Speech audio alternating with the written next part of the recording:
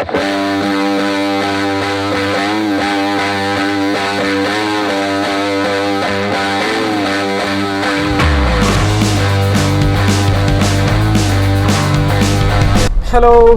Welcome to സിനിമാറ്റമാൻ. നമ്മുടെ ജീവിതത്തിൽ ഒരുപാട് സന്തോഷം കൊണ്ടെത്തുന്ന ചില വ്യക്തികളുണ്ടാവാം, ചില സ്ഥലങ്ങളുണ്ടാവാം, ചില മൊമെൻറ്റുകളുണ്ടാവാം, ചില വസ്തുക്കളുണ്ടാവാം. അങ്ങനെ എൻ്റെ ജീവിതത്തിൽ ഏറ്റവും കൂടുതൽ സന്തോഷം കൊണ്ടെത്തുന്ന ഒരു വസ്തുവാണ് നമ്മളിന്ന് യാത്ര ചെയ്യുന്ന എൻ്റെ സ്വന്തം മാരുതി 800. അപ്പോൾ ഞാൻ തീരുമാനിച്ചു, ഇവനെ നിങ്ങൾക്ക് പരിചയപ്പെടുത്താൻ തീരുമാനിച്ചു. സോ അതാണ് ഇന്ന് നമ്മുടെ എപ്പിസോഡ്.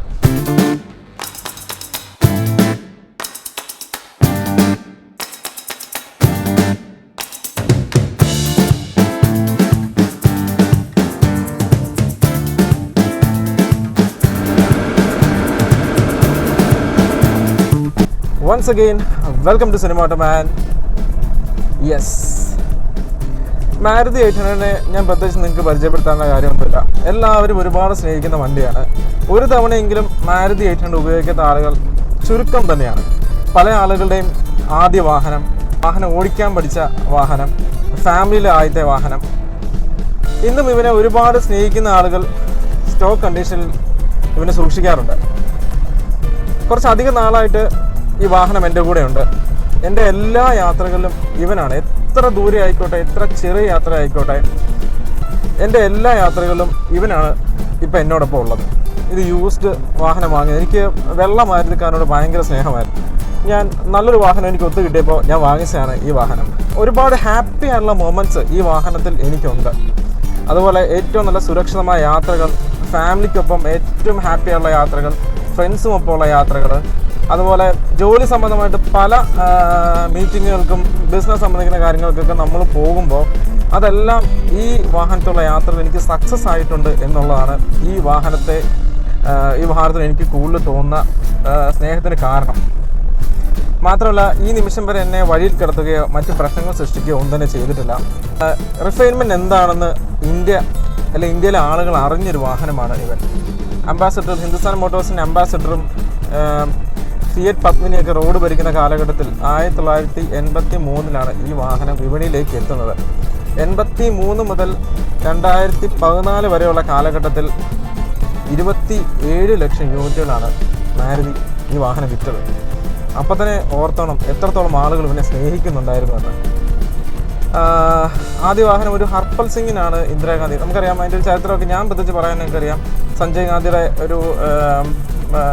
ഏറ്റവും വലിയ പ്രൊജക്റ്റായിരുന്നു ഇന്ത്യയിലേക്ക് ഒരു വാഹനം കൊണ്ടുവരിക എന്നുള്ളത്. പക്ഷേ ആ ആഗ്രഹം സാക്ഷാത്കരിക്കാതെ അദ്ദേഹം 1980 ഒരു അപകടത്തെ തുടർന്ന് മരിക്കുകയും പിന്നീട് അദ്ദേഹത്തിൻ്റെ മാതാവ് ഇന്ദിരാഗാന്ധിയാണ് 1982 മാരുതി സുസുക്കിയായിട്ടൊരു കോൺട്രാക്റ്റ് കൊണ്ടുവരികയും 1983 ഈ വാഹനം ഔദ്യോഗികമായിട്ട് വിപണിയിൽ എത്തുകയും ചെയ്തത്. ഈ 83 മുതൽ 86 വരെയുള്ള കാലഘട്ടത്തിൽ ഈ വാഹനം അതിന് പ്രത്യേകിച്ച് മാറ്റങ്ങളൊന്നും വന്നില്ല. നമ്മൾ സ്റ്റോക്ക് പല വിൻറ്റേജ് മാരുതി കാർ ആ രൂപം തന്നെയായിരുന്നു. 86 ആദ്യമായിട്ട് ഈ വാഹനത്തിൽ ഒരു ഫേസ് ലിഫ്റ്റ് വന്നത്. അതായത് 86 മുതൽ 97 വരെയാണ് പിന്നീട് സെക്കൻഡ് ജനറേഷൻ മാരുതി കാറിൻ്റെ രൂപം. നമ്മൾ ഈ കാണുന്ന സ്ക്വയർ ഷേപ്പിലുള്ള ആ മാരുതി കാർ വന്നത്. പിന്നീട് 2005 വരെയാണ് നമ്മൾ ഈ കാണുന്ന യു ഷേപ്പിലുള്ള വാഹനങ്ങൾ ഇറങ്ങിയത്. പക്ഷെ അന്ന് കുറച്ചുകൂടെ ഷാർപ്പായിട്ടുള്ള ഹെഡ്ലൈറ്റ്സും ഗ്രിഡിൽ മാത്രം നേരിയ ചില വ്യത്യാസങ്ങളൊക്കെ വന്നിരുന്നു. സുസുക്കിയുടെ ലോഗോ, മാരുതിയുടെ ലോഗോ ആയിരുന്നു അന്ന് കൊടുത്തിരുന്നത്. പിന്നീട് വന്ന 2005 മുതലുള്ള വാഹനങ്ങൾക്കാണ് ആക്ച്വലി സുസുക്കിയുടെ ലോഗോ, എസ് ലോഗോ വന്നത്. 2005 മുതൽ 2014 വരെയുള്ള 9 വർഷ കാലഘട്ടത്തിലാണ് ഈ വാഹനം ഇന്ന് കാണുന്ന ഞാൻ ഉപയോഗിക്കുന്നത് 2008 മോഡലാണ്. 2008 മോഡൽ ആ വാഹനത്തിൻ്റെ രൂപത്തിലേക്ക് വന്നത്. ഈ വാഹനത്തിന് എനിക്ക് ഏറ്റവും ഇഷ്ടപ്പെട്ട ഫീച്ചേഴ്സ് എന്താണെന്ന് വെച്ചാൽ വളരെ ടെൻഷൻ ഫ്രീ ആയിട്ട് നമുക്കിത് കൊണ്ടു നടക്കാമെന്നുള്ളതാണ്. ഈ power steering, power window, fog lamp, ABS, CBD, panoramic sunroof, ഈ വക യാതൊരുവിധ ഫീച്ചേഴ്സോ ഒന്നും ഈ വണ്ടി കണ്ടിട്ട് പോലുമില്ല. അതുകൊണ്ട് തന്നെ ഇതൊന്നും തന്നെ ഇല്ലാത്തതുകൊണ്ട് തന്നെ നമുക്ക് വളരെ ടെൻഷൻ ഫ്രീ ആണ്. പവർ സ്റ്റിയറിങ് ചില വാഹനങ്ങൾക്ക് ചില ആളുകൾ ചില വാഗണറിൻ്റെയും ഓൾട്ടോയുടെയൊക്കെ കയറ്റുന്നുണ്ട്, അതൊന്നും കുഴപ്പമില്ല. പക്ഷേ ഈ വാഹനത്തിന് പവർ സ്റ്റിയറിംഗ് വേണമെന്ന് എനിക്ക് തോന്നിയിട്ടുമില്ല. കാരണം ഇത്രയും വളരെ ലൈറ്ററായിട്ടുള്ള വാഹനത്തിന് വെറുതെ പവർ സ്റ്റിയറിംഗ് ആവശ്യമാണ് എന്ന് എനിക്ക് തോന്നിയിട്ടുമില്ല. പക്ഷേ അതിന് പവർ വിൻഡോ ചെയ്തിട്ടുണ്ട്. കാരണം എന്താ വെച്ചാൽ നമുക്ക് രാത്രി കാലങ്ങളിൽ അല്ലെങ്കിൽ മഴയത്തൊക്കെ ഒന്ന് ജസ്റ്റ് ആ ഗ്ലാസ് താത്തിട്ട് ആ സൈഡ് നോക്കി എടുക്കണമെന്ന് വെച്ചാലും, പിന്നെ അതുകൂടാതെ പെട്രോൾ പമ്പിലൊക്കെ ചെന്ന് കഴിഞ്ഞാൽ പെട്ടെന്ന് ഗ്ലാസ് താക്കാനൊക്കെ ആയിട്ട് നമുക്ക് എനിക്ക് പവർ വിൻഡോ വേണമെന്ന് തോന്നുന്നു. അങ്ങനെ പവർ വിൻഡോ ആഡ് ചെയ്തിട്ടുണ്ട്. പിന്നെ 12 ഇഞ്ച് ടയർ സൈസാണ് ഇത് വരുന്നത്. പിന്നെ എഞ്ചിൻ്റെ കാര്യം പറഞ്ഞില്ലല്ലോ. അപ്പോൾ 800cc എഞ്ചിനാണല്ലോ, എല്ലാവർക്കും അറിയാം. കൃത്യമായിട്ട് പറഞ്ഞു കഴിഞ്ഞാൽ 796cc 3 സിലിണ്ടർ ഇൻലൈൻ എഞ്ചിനാണ്. ഓരോ സിലിണ്ടറിലും 2 വാൽവ് വെച്ച് വരുന്ന 6 വാൽവ് എഞ്ചിനാണ് ഇതിന് വരുന്നത്. എഞ്ചിൻ മൗണ്ട് ഇതിന് മോണോകോക്ക് ബോഡി ആർക്കിടെക്ചറാണ്. വാഹനത്തിന് എഞ്ചിൻ മൗണ്ട് ചെയ്തിരിക്കുന്നത് 3 ഫൗണ്ടേഷൻ ബുഷുകളിലാണ്. ബാക്കിലും മെയിൻ ഫൗണ്ടേഷന്, ഫ്രണ്ടിൽ വരുന്ന പിന്നെ സൈഡിൽ ഗിയർ ബോക്സ് ഫൗണ്ടേഷന്, അങ്ങനെ 3 ഫൗണ്ടേഷനിലാണ് ഈ വാഹനത്തിന് എഞ്ചിൻ മൗണ്ട് ചെയ്ത് വെച്ചിരിക്കുന്നത്. 39 bhp പവറും 57 Nm ടോർക്കുമാണ് ഇതിന് ലഭിക്കുന്നത്. അത് 2500 RPM തന്നെ ഇത് ലഭിക്കുന്നുണ്ട്.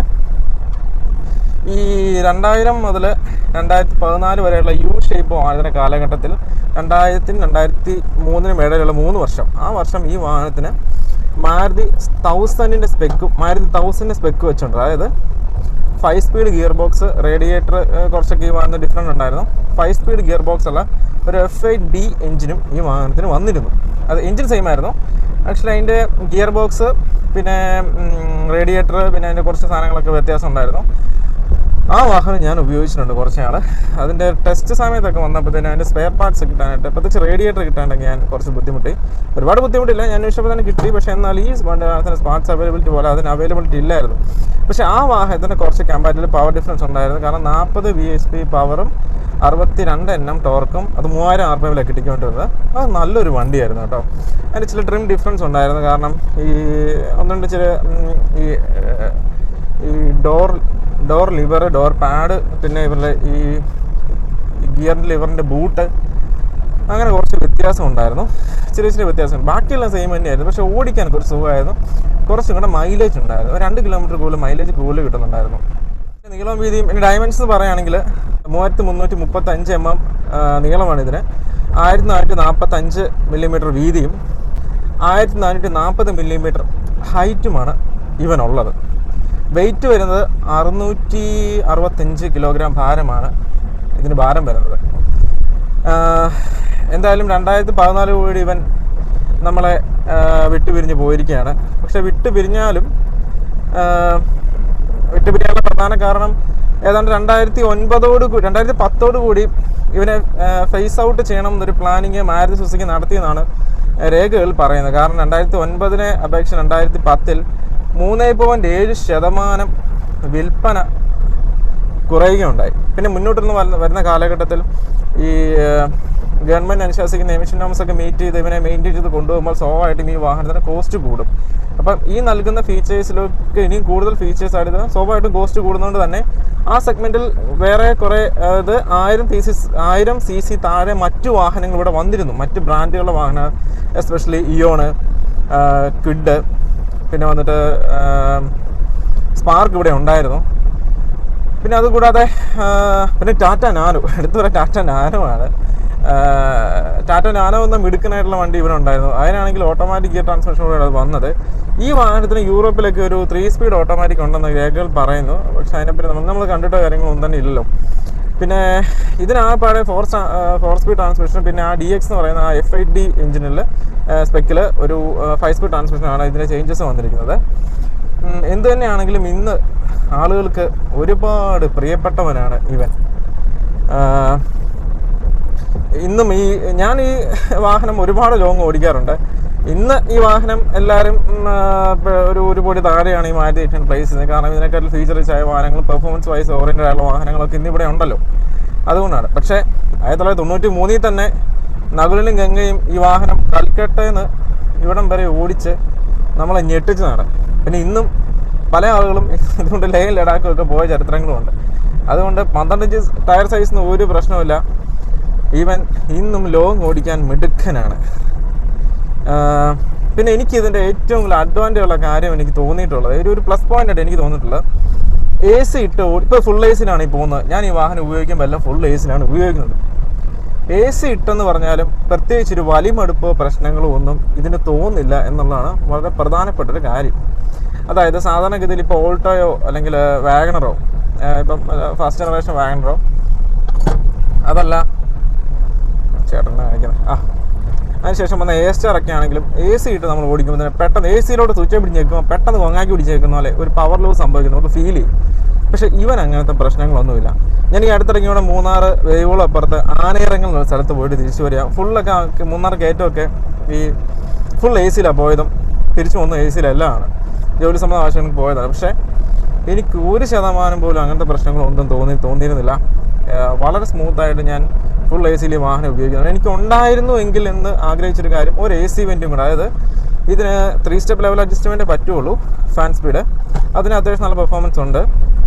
ഈ നടുക്ക് 2 AC വെൻറ്റും സൈഡിലൊരു AC വെൻറ്റും, ആ സൈഡിൽ AC വെൻറ്റ് ഇല്ല, അത് കമ്പനി കൊടുത്തിട്ടില്ല. ഇനിയിപ്പം ആക്ടിവേറ്റ് ചെയ്യാൻ പറ്റുമോ ഒന്നും എനിക്കറിയില്ല. അങ്ങനെ തീർച്ചയായിട്ടും ചെയ്യുന്നതായിരിക്കും. അപ്പോൾ ആ ഒരു AC വെൻറ്റ് കൂടെ ഉണ്ടായിരുന്നെങ്കിൽ എന്ന് ഞാൻ ആഗ്രഹിക്കുകയാണ്. പിന്നെ ഒന്നും കൂടെ, അതായത് 5 സ്പീഡ് വാഹനത്തിൽ ഇതിനൊരു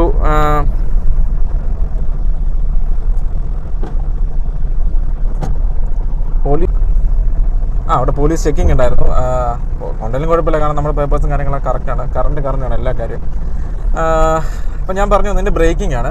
ഇതിൻ്റെ DX മോഡൽ, അതായത് F8 2000 മുതൽ 2003 വരെ ഇറങ്ങിയ കാലഘട്ടത്തിൽ ഇറങ്ങിയ ആ മോഡലിന് ബ്രേക്ക് ബൂസ്റ്റ് ഉണ്ടായിരുന്നു, പവർ ബ്രേക്ക് ആയിരുന്നു. അപ്പോൾ അത് ഹാൻഡ്ലിങ് നമ്മുടെ ഈ മലയോര ഇടപെട്ടണങ്ങളിൽ, ഞാൻ പൊൻകുത്താണ് താമസിക്കുന്നത്, അപ്പോൾ ഷാർപ്പായുള്ള ടേണിങ്സ് വളരെ കൂടുതലാണ്. അപ്പോൾ സേഫ്റ്റിയുടെ ഭാഗമാണ് ഏറ്റവും നല്ല ബ്രേക്കിംഗ് എന്ന് പറയുന്നത്. അപ്പോൾ ഇതിന് നോർമൽ ബ്രേക്കിംഗ് സിസ്റ്റമാണ്, ഹൈഡ്രോളിക് ബ്രേക്ക് സിസ്റ്റമാണ്. അതോടെ ഉണ്ടായിരുന്നെങ്കിൽ എന്ന് തോന്നി. പിന്നെ ഇതിൻ്റെ സ്റ്റിയറിംഗ് സിസ്റ്റം വരുന്നത് റാക്ക് ആൻഡ് പിനിയൻ സ്റ്റിയറിംഗ് സിസ്റ്റമാണ്. പിന്നെ ഓഫ് കോഴ്സ് സീറ്റിംഗ് കപ്പാസിറ്റി 5 ആണ്. ഫ്യൂൽ ലിറ്റർ കപ്പാസിറ്റി എന്ന് പറയുന്നത് 27 ലിറ്ററാണ്. ഇതിൻ്റെ എക്കോണമി എനിക്ക് കിട്ടുന്നത്, ഫ്യൂൽ എക്കോണമി സിറ്റിയിൽ എങ്ങനെ പോയാലും ഒരു 15-16 മസ്റ്റായിട്ടും കിട്ടുന്നുണ്ട്. നമ്മുടെ മറ്റേ മീറ്ററും കാര്യങ്ങളൊന്നും ഇല്ല, പഴയ മോഡലായല്ലോ. അപ്പം ഒരു ആവറേജ് ഫ്യൂൽ എക്കോണമി എനിക്ക് 20 കിലോമീറ്ററും കിട്ടുന്നുണ്ട് ലോങ്ങിലൊക്കെ. അതായത് ഫുൾ AC-ലാണ് ഞാൻ പറയുന്നത്. ഞാൻ AC ഇട്ടാണ് കൂടുതൽ യാത്ര ചെയ്യാറ്. അത്യാവശ്യം നല്ല പെർഫോമൻസ് ഉള്ള AC ആണ്. വളരെ ചെറിയ ക്യാബിനായിട്ട് തന്നെ തണുക്കുന്നുണ്ട്. ഓൾഡ് മോഡൽസ് മെക്കാനിസം ആണെങ്കിൽ സുബ്രോസിൻ്റെ കംപ്രസറാണ് ഇരിക്കുന്നത്. പിന്നെ എല്ലാം അത്യാവശ്യം നീറ്റ് ആൻഡ് ക്ലീൻ ആയിട്ട് ഞാൻ മെയിൻറ്റെയിൻ ചെയ്യുന്നുണ്ട്. ഏറ്റവും വലിയ ക്വാളിറ്റി ഞാൻ പറഞ്ഞല്ലോ, ഇതിൻ്റെ മെയിൻ്റെനൻസ് കോസ്റ്റ് വളരെ കുറവ്. ഇന്നും 150 രൂപ, 200 രൂപ, 300 രൂപ, 500 രൂപ, 1000 രൂപ താഴേക്ക് അതിൻ്റെ പാർട്സ് നിൽക്കുന്നത്. ഈ അടുത്തിടയ്ക്ക് ഞാൻ ഇതിൻ്റെ റേഡിയേറ്ററും പിന്നെ AC-യുടെ കണ്ടൻസറും കാര്യങ്ങളൊക്കെ ഒന്ന് മാറി. അതും വലിയ കോസ്റ്റൊന്നും ആയില്ല, അതൊന്നും ചെറിയ മെയിൻ്റെനൻസ്. അപ്പം ഞാൻ ലോങ് പോകുമ്പോൾ ഇനി പ്രശ്നമൊന്നും ഉണ്ടാകില്ല എന്ന് കരുതി അതൊക്കെ ഞാൻ മാറി വിട്ടു. പിന്നെ ഉണ്ടായി കൂളൻ്റ് കുറഞ്ഞൊരു ഇഷ്യൂ ചെറുതായിട്ട് കാണിച്ചത്, അത് റേഡിയേറ്റർ ക്യാപ്പിൻ്റെ ആയിരുന്നു. അത് മാറിയപ്പോൾ തന്നെ അതും പരിഹരിച്ചു. പിന്നെ അങ്ങനെയൊക്കെ ഉള്ളൂ. പിന്നെ എൻ്റെ കൈ കിട്ടിയപ്പോൾ ആ മെയിൻ്റെനൻസ് ഒക്കെ ഞാൻ ചെയ്തിട്ടുള്ളൂ. പിന്നെ വന്നിട്ട് ഇതിൻ്റെ ഈ അടുത്ത കഴിഞ്ഞ ദിവസം ഒന്ന് സ്റ്റാർട്ടാകാതൊരു ഇഷ്യൂ വന്നു. വാഹനം സ്റ്റാർട്ടാകുന്നതിന് എന്ത് ശ്രമിച്ചിട്ടും ഇഗ്നിഷൻ ഓൺ ആയിട്ടുള്ള ഓണാകുന്നില്ല. ഞാൻ നേരെ പോയിട്ട് വന്നിട്ട് സ്റ്റാർട്ടിംഗ് കോലിൽ പിടിച്ച് 2 തിരിച്ചപ്പോഴത്തേനും അത് സ്റ്റാർട്ടായി. അപ്പോൾ അങ്ങനെയൊക്കെ ഞാൻ പറഞ്ഞില്ലേ, ഒരു ടെൻഷനും ഇല്ല. ഇനി എന്തെങ്കിലും ഉണ്ടെങ്കിൽ തന്നെ ഇതിൻ്റെയൊക്കെ മെക്കാനിക്സ് എന്ന് വെച്ചാൽ ഒരു ചെറിയ സിറ്റിയിൽ തന്നെ ഒരു 50 പേര് കാണും. ഒരു ചെറിയൊരു പട്ടണത്തിൽ തന്നെ ഒരു 50 പേര് കാണും ഇതിൻ്റെയൊക്കെ മെക്കാനിക്സ് എന്ന് പറയുന്നത്. അതുപോലെ നമുക്ക് ടെൻഷൻ ഫ്രീ ആണ് കൊണ്ടു നടക്കാൻ. അപ്പോൾ വളരെ അച്ചടക്കത്തോടെ മാത്രം ഉപയോഗിക്കാൻ പറ്റുന്ന ഒരു വാഹനമാണിത്. വളരെ ഫ്ലോർ ചെയ്ത് ആക്സിഡൻറ്റ് കൊടുത്ത് പവർ എടുത്ത് പോകാൻ രീതിയിലുള്ള ക്യാരക്ടറൊന്നും ഈ വാഹനത്തിന് ഇല്ല. അത് ഈ സെഗ്മെൻറ്റ് വരുന്ന ഒരു വാഹനത്തിനും ഇല്ല. വളരെ ഡീസൻ്റായിട്ട് വളരെ സ്മൂത്തായിട്ട് പോയിട്ട് വരാം, ആ രീതിയിലുള്ള വാഹനമാണിത്. അപ്പോൾ ആ രീതിയിൽ തന്നെ ഈ വാഹനം ഓടിക്കാൻ നമുക്ക് പറ്റുകയുള്ളൂ. പിന്നെ ഈ വാഹനം ഓടിക്കുന്നത് ഇപ്പോൾ 80,000 കിലോമീറ്ററാണ്. കൃത്യമായിട്ട് പറഞ്ഞു കഴിഞ്ഞാൽ 79,756 കിലോമീറ്ററാണ് ഈ വാഹനം ടോട്ടൽ ഇപ്പോൾ ഓടിയിരിക്കുന്നത്. ഇനി വരുമ്പോൾ ഈ വാഹനത്തിൻ്റെ ഓരോ 16 കിലോമീറ്റർ കൂടുമ്പോഴത്തേനും ഞാനിതിൻ്റെ ഫ്ലഗും ഇഞ്ചക്ടേഴ്സും ഒക്കെ മാറി വണ്ടിനെ കുട്ടപ്പനാക്കാറുണ്ട്. ഒരു 6,000 കിലോമീറ്റർ കൂടുമ്പോഴാണ് അതിൻ്റെ ഓയിൽ ചേഞ്ചും കാര്യങ്ങളൊക്കെ ചെയ്യുന്നത്. ഓയിൽ ചേഞ്ചിൻ്റെ കൂടെ തന്നെ ഓയിൽ ഫിൽട്ടർ, അൽക്കുലത്ത്, പിന്നെ അതുമായിട്ട് ബന്ധപ്പെടുന്ന നമുക്ക് സ്ഥിരം ഒരാളുണ്ട് ഇവിടെ ചെയ്തു തരുന്നത്. പുള്ളിക്കാരൻ ഇതിൻ്റെ കണ്ടറിഞ്ഞ കാര്യങ്ങൾ ഗംഭീരമായിട്ട് ചെയ്തോളും. അതുകൊണ്ട് എനിക്ക് ആ കാര്യത്തിൽ ഒരു ടെൻഷനുമില്ല. ഫ്രണ്ട്സുമായിട്ടൊക്കെ ഒരുപാട് ദൂരയാത്ര നടത്തിയിട്ടുണ്ട്, ഫാമിലിയായിട്ട് യാത്രകൾ നടത്തിയിട്ടുണ്ട്. എല്ലാവരും ഈ വാഹനത്തിൽ ഭയങ്കര സാറ്റിസ്ഫൈഡാണ്. കമ്പാരിറ്റീവ്ലി ബാക്കിലൊക്കെ ലെഗ് സ്പേസ് കുറവാണ്, അറിയാമല്ലോ. ഇന്നത്തെ പുതിയ വാഹനങ്ങൾ കുറച്ചുകൂടെയൊക്കെ നീളമുണ്ട്. പക്ഷേ ഇരിപ്പൊക്കെ ആണെങ്കിലും കുറച്ചൊക്കെ നമ്മൾ സ്പേസ് അഡ്ജസ്റ്റ് ചെയ്തൊക്കെയാണ് കാലൊക്കെ മുട്ടും, എന്താ ലെഗ് സ്പേസ്, നീ റൂം, ഹെഡ് റൂം എന്നൊക്കെ പറഞ്ഞ കാര്യങ്ങളുണ്ടല്ലോ. ഫ്രീക്ക് വണ്ടികളിൽ അല്ലെങ്കിൽ വൻ പുതിയ രീതിയിലുള്ള വാഹനങ്ങളിലൊക്കെ ഉപയോഗിച്ച് ശീലിച്ച ആളുകൾക്കൊന്നും ഈ വാഹനത്തോട് അത്ര ഇപ്പം താല്പര്യം ഉണ്ടാകാൻ പാടില്ല. പുതിയ തലമുറയെ പറ്റിയാണ് ഞാൻ പറഞ്ഞത്. ഈ രീതിയിലുള്ള ഗിയർ ലിവർ ഇന്ന് എനിക്കൊന്ന് ലൈലാൻഡിൻ്റെ വണ്ടി, ഇത്ര ഉയർന്ന രീതിയിലുള്ള വലിപ്പമുള്ള ഗിയർ ലിവർ ഇന്ന് എനിക്കൊന്ന് ലൈലാൻഡിൻ്റെ വണ്ടികൾക്ക് പോലും ഇല്ല. കാരണം എല്ലാം വളരെ ചെറുതും കോമ്പാക്റ്റുമായിട്ട് മാറിക്കഴിഞ്ഞിരിക്കുന്നു. പക്ഷേ ഈ പവർ സ്റ്റിയറിംഗ് ഇല്ലാത്ത ഈ വാഹനം നമ്മൾ ഗിയർ ഷിഫ്റ്റൊക്കെ ചെയ്ത് ക്ലച്ചൊക്കെ ചവിട്ടി വലിച്ചിട്ട് വളരെ എൻജോയ് ചെയ്ത് യാത്ര ചെയ്ത് പോകുന്നൊരു സുഖം മറ്റൊരു വാഹനങ്ങളിലും കിട്ടത്തില്ല. പിന്നെ ഇതിനകത്തിപ്പോൾ ഒരു ഹസാനയുടെ മ്യൂസിക് സിസ്റ്റം ചെയ്തിട്ടുണ്ട്. ഒരു 4 സ്പീക്കർ ആഡ് ചെയ്തിട്ടുണ്ട്. 2 സ്പീക്കർ ഫ്രണ്ടിലത്തെ ഡാഷിലും 2 സ്പീക്കർ ബാക്കിലെ ഡിക്കി പാഡിലുണ്ട്. പാഷട്ടല്ല, ഡിക്കി പാഡിലാണ് ചെയ്തിരിക്കുന്നത്. നമുക്ക് ഡിക്കി തുറക്കുമ്പോഴത്തേനും അവിടെ അത്യാവശ്യം പാട്ടൊക്കെ കേട്ട് എൻജോയ് ചെയ്ത് പോകാൻ പറ്റുന്ന രീതിയിലാണ് കാര്യങ്ങൾ നമ്മൾ ചെയ്തിരിക്കുന്നത്. ഞാനിന്ന് നിങ്ങൾ ഈ വാഹനം കാണിക്കേണ്ടി സെലക്ട് ചെയ്ത റോഡെന്ന് വെച്ചാൽ പാലാ പൊൻകുന്നം ഹൈവേ ആണ്. ഞാൻ പൊൻകുത്താണ് താമസിക്കുന്നത്. അപ്പോൾ തൊട്ടടുത്തുള്ള ഏറ്റവും നല്ലൊരു റോഡ് ഇതാണ്. നല്ല വണ്ടിത്തിരക്ക് റോഡ്, വാഹനങ്ങൾ ഇങ്ങനെ ചറ ഒഴുകുന്ന റോഡാണ്. ഒരു ചേട്ടൻ നമ്മളെ നോക്കുന്നു. ആരും ഈ കൂളിംഗ് ഗ്ലാസ് വെച്ച് മാരുതി ഏറ്റുകളിൽ ഇങ്ങനെ ജെറ്റായിട്ട് പോകാൻ ഓർത്തിട്ടായിരിക്കും. മാരുതി ഏറ്റുകളാണ്, നമുക്കിത് ബെൻസാണല്ലോ. സംഭവം ഇതൊക്കെ ഉള്ളതെന്നുണ്ടെങ്കിൽ നമുക്ക് അഹങ്കാരത്തിന് യാതൊരു കുറവില്ല. പിന്നെ എനിക്ക് പലപ്പോഴും എൻ്റെ ഒരു ആഗ്രഹമാണ്, ഇപ്പോൾ ഇന്ന് ഇലക്ട്രിക് വാഹനങ്ങളുടെ യുഗമാണല്ലോ. അപ്പോൾ ഈ വാഹനം ഈ രൂപത്തിൽ തന്നെ ഇലക്ട്രിക് ആക്കി ഇറങ്ങിയിരുന്നെങ്കിൽ എന്ന് ഞാനൊന്ന് ആഗ്രഹിച്ച് പോവുകയാണ്. എത്രത്തോളം വർക്കാവുമെന്ന് എനിക്കറിയില്ല. നമ്മുടെ ആഗ്രഹമാണ്, നടക്കാൻ സാധ്യതയില്ല. അപ്പം കാരണം ഈ വാഹനം ഈ രൂപത്തിൽ തന്നെ വീണ്ടും കാണാൻ തോന്നുന്നു. എന്തായാലും ഇവനെക്കാട്ടിൽ മിടുക്കന്മാരായിട്ട് ഉള്ള മറ്റു വാഹനങ്ങൾ ഇവിടെ ഉണ്ട് രൂപത്തിൽ, കാഴ്ചയിൽ, ഇതിൻ്റെ സ്പെക്കുകളിലൊക്കെ. അപ്പം എന്തായാലും ഇനിയിപ്പോൾ ഇവൻ്റെ തിരിച്ചു വരവ് ഇതാണ്. പക്ഷെ എന്നാലും ആഗ്രഹിച്ച് പോവുകയാണ്. അപ്പം എന്തായാലും ഇവനെ ഒന്ന് നിങ്ങൾക്ക് പരിചയപ്പെടുത്തി തരണമെന്ന് എനിക്ക് തോന്നി. എന്തായാലും മാരുതി 800 ഒരുപാട് സ്നേഹിക്കുന്ന ആളുകൾ തീർച്ചയായിട്ടും ഈ വീഡിയോ ലൈക്ക് ചെയ്യും. അല്ലെങ്കിൽ നിങ്ങളുടെ മാരുതി 800 എക്സ്പീരിയൻസ് ഒക്കെ ഉണ്ടെന്നുണ്ടെങ്കിൽ നിങ്ങൾ ഷെയർ ചെയ്യുക. മോനെ സൂക്ഷിച്ച് 2 കുഞ്ഞുങ്ങൾ ക്രോസ് ചെയ്യാൻ നിൽക്കുന്നു. അപ്പം നിങ്ങളുടെ മാരുതി 800 എക്സ്പീരിയൻസ് ഒക്കെ ഷെയർ ചെയ്യുക. പിന്നെ എന്താ പറയുക, നമ്മളെ വീഡിയോ ഇഷ്ടപ്പെട്ടെങ്കിൽ തീർച്ചയായിട്ടും ലൈക്ക് ചെയ്യുക. നിങ്ങൾ ഈ വാഹനം ഒന്ന് പരിചയപ്പെടുത്താമെന്ന് കരുതി ഇങ്ങോട്ട് ഇറങ്ങിയതാണ്. ഇനി നമുക്ക് ഇവിടെ നിന്ന് തിരിക്കാം. കുറച്ച് ദിവസങ്ങളായിട്ട് പ്ലാൻ ചെയ്യുന്ന ഒരു വ്ലോഗാണ്. പക്ഷേ സമയം എന്ന് പറയുന്ന കാര്യങ്ങൾ അങ്ങോട്ട് റെഡിയാവുന്നില്ലാത്തത് കൊണ്ട് ഇനി നമുക്ക് ഇവനെ തിരിക്കാം. അപ്പം ഇനി എൻ്റെ ഒരു പ്ലാൻ അനുസരിച്ച് ഇവന് ഒരു ലോങ് യാത്രയാണ് ഞാൻ പ്ലാൻ ചെയ്യുന്നത്. ലോങ് ഉദ്ദേശിക്കുന്നത് ഒരു കുറച്ച് നാളുകൾക്ക് മുമ്പ് ഞാൻ ധനുഷ്കോടി വരെ ബൈക്കിന് പോകാൻ പ്ലാൻ ചെയ്തിരുന്നു. ആ പ്ലാൻ ചെയ്തതിൻ്റെ ഒരാഴ്ച കഴിഞ്ഞപ്പോൾ എനിക്കൊരു ആക്സിഡൻറ്റ് സംഭവിച്ചു. ഞാൻ കുറച്ച് നാളല്ല, 6 മാസം ഞാൻ വീട്ടിലിരുന്നു. ലിഗ്മെൻ്റ് ഇഷ്യൂ ഒക്കെ ഇട്ട് കാലാപാട് പ്രശ്നമായിപ്പോയിരുന്നു. അപ്പോൾ ആ യാത്ര അന്ന് മുടങ്ങി. അപ്പം ഇനിയിപ്പോൾ ഇവനെ കൊണ്ട് ആ യാത്ര അങ്ങ് സാക്ഷാത്കരിക്കാൻ ഞാൻ തീരുമാനിച്ചു. അതുകൊണ്ട് അപ്പം മാരുതി 800 ഉള്ള സുഹൃത്തുക്കൾക്ക് വേണേൽ കൂടാവുന്നതാണ്. സോ നമ്മളുടെ വ്ളോഗ് ഇന്നത്തെ എപ്പിസോഡ് എല്ലാവർക്കും ഇഷ്ടപ്പെട്ടു എന്ന് വിചാരിക്കുന്നു. സോ വരുന്ന വീഡിയോയിൽ നമുക്ക് കണ്ടുമുട്ടാം. എല്ലാവർക്കും ഒരു അടിപൊളി ദിവസം നേരുന്നു. Have a happy day. Thank you. By.